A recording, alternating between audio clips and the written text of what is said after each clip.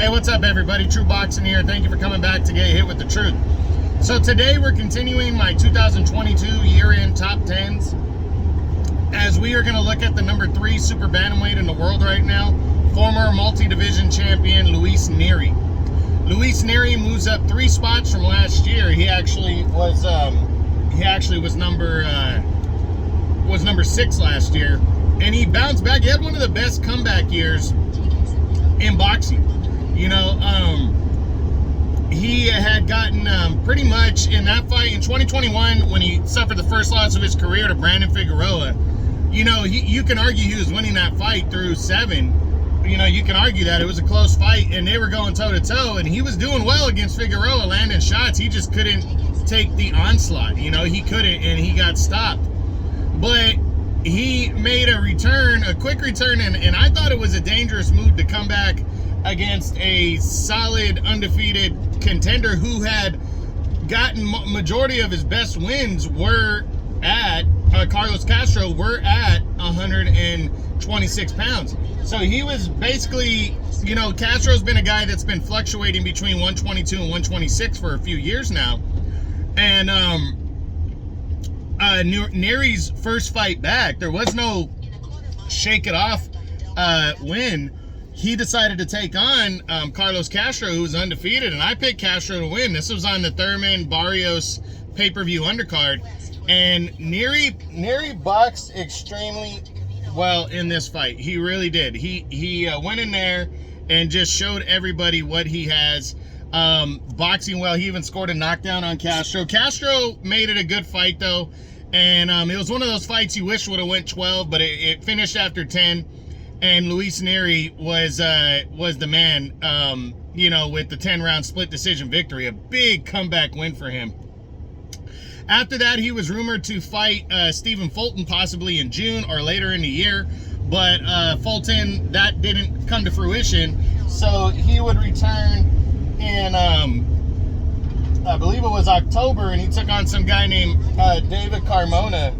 And he stopped him...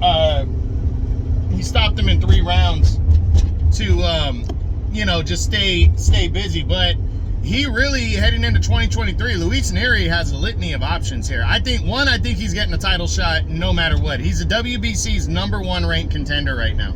So what that means is Stephen Fulton Jr. could be next, but Fulton is moving up to 126 almost for sure in his next fight and going to take on Brandon Figueroa in a rematch for the interim WBC featherweight title. Now, I've said this in other videos, but unless Stephen Fulton goes and gets his ass whipped and knocked out, I think he's giving up that belt. I really do. I think he's going to vacate the title at 120, at 122, the 2 belts that he owns. He's going to vacate them, and that's going to give Nery an opportunity to compete for the vacant title. But if Fulton does get his ass whipped and comes down, then I think Nery's gonna probably fight him next for the title. So Nery, it just really depends on who. But the other option out there is the possibility of him fighting the monster Naoya Inoue for the vacant WBC title, because Inoue is currently the undisputed undisputed bantamweight champion at 118 pounds. So if he moves up in weight, which he's planning to do, you know, which title is he going to go after? The WBC absolutely would allow him to fight for their belt, but we got to see what's going to happen with Fulton and Figueroa first. So right now, I think Nery is just playing the waiting game. He could come back and potentially fight like a tune-up bout ahead of to see what's going to possibly take place for him. But I really believe you're going to see Nery either fight somebody for the vacant title, somebody outside of Inoue or Fulton. I think he could fight Naoya Inoue for the WBC vacant belt, or he's going to fight Stephen Fulton Jr. next. So expect Nery, the veteran and former champ, to get a title shot and possibly be a world champion again in 2023. Again, he's the WBC's #1 ranked contender. He's only 28. He's been around a while, but he's only 28.